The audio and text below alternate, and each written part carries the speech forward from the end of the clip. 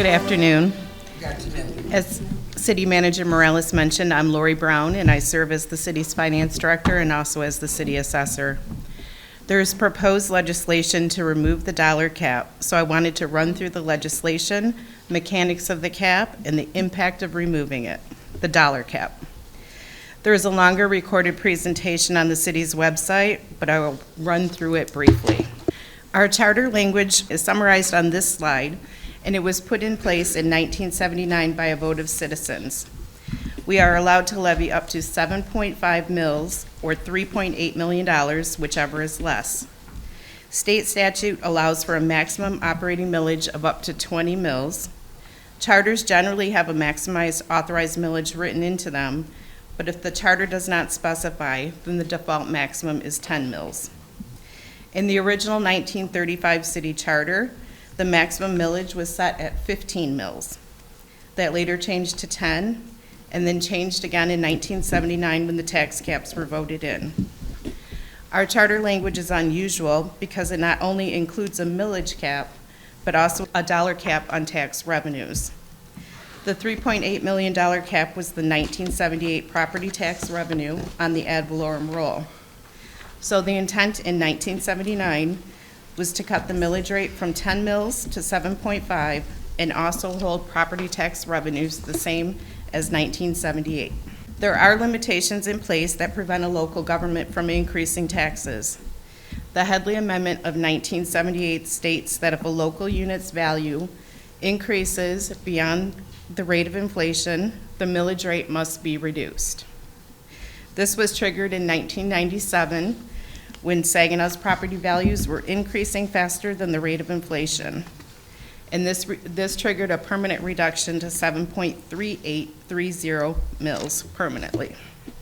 Shifting to tax rates. This slide shows a breakdown of where your taxes go. The 25 combined millage rate for residential properties in the city is around 56 mills for all entities. In July and December, you receive a bill, you pay it at City Hall. The taxes levied on those bills are for a bunch of different entities such as the county, the library, transit, and school taxes. The city levies 2 millages that total 13.8 mills. 1 mill is for general operating, and the other is police and fire special assessment. So you can see about 24% of your bill stays at the city. Let's take a closer look at the city's millage rate and see how it's broken down. City operating is 6.3 mills this year, and the special assessment for police and fire is 7.5 mills levied on real property only. The total property tax revenue is about 7.5 million. We levied 3.8 million for city operating and 3.7 for police and fire special assessment. This slide shows the calculation of taxes with and without a dollar cap. So the normal calculation that all other cities do is they take the total taxable value by the authorized millage rate. The first calculation shows that our 2025 revenue would be without the dollar cap. The revenue would be about 4.45 million.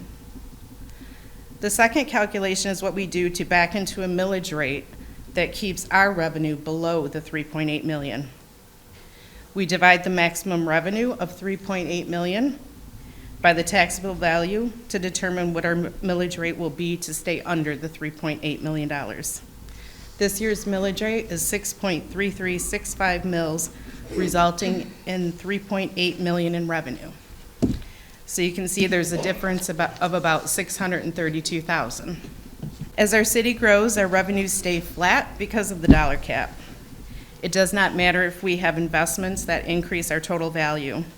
If a major project brings housing, commercial office space, or spurs other development, it does not increase our property tax revenue. When a city grows in value, there is usually a need for additional services like police and fire.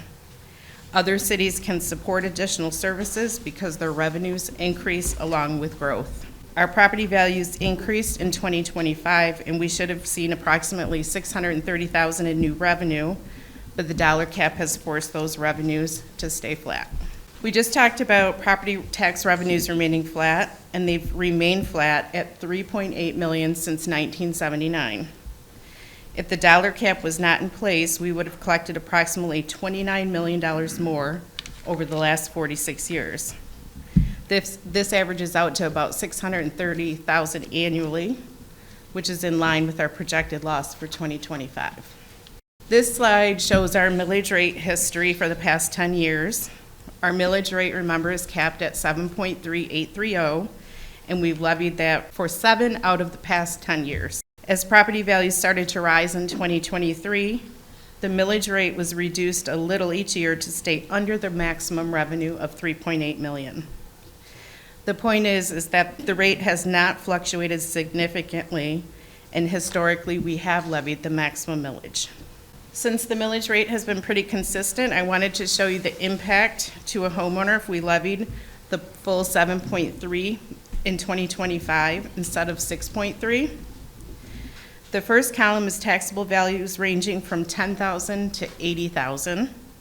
The average taxable value in the city in 25 was around $22,000. So if we just look at the taxable value of $20,000 or maybe a true cash value of $40,000 home, that homeowner currently pays about $127 in city operating taxes. That homeowner would pay about $21 more per year if the maximum millage was levied. It's less than $2 a month, or $1.74 per month. You can use this chart to estimate what an increase in taxes would look like for you. So this brings us to why we're here tonight. The strategic planning goal for the tax cap is to support the bill in the legislature with the end result of the bill passing. The recommended action is to draft talking points on what lifting the tax cap will and will not do. So the proposed legislation is House Bill 4121 of 2025 and is sponsored by State Representative Amos O'Neill.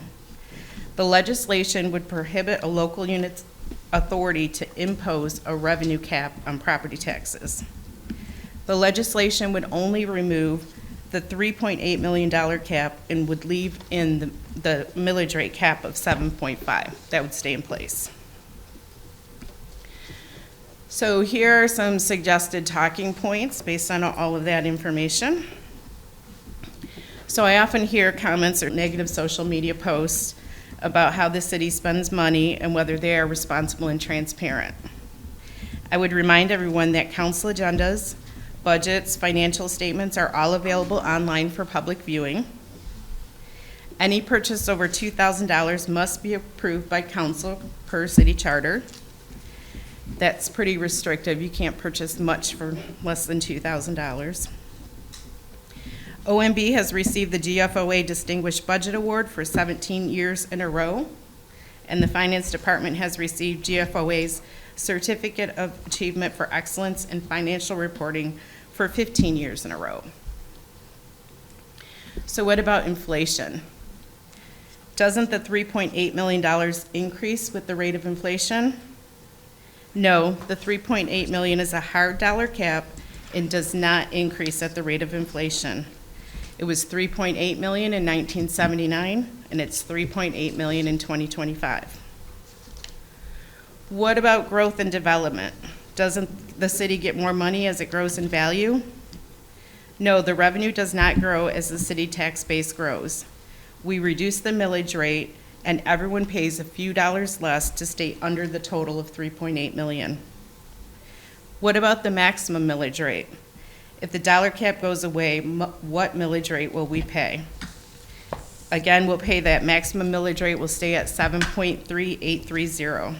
There is no proposed legislation to change the millage rate.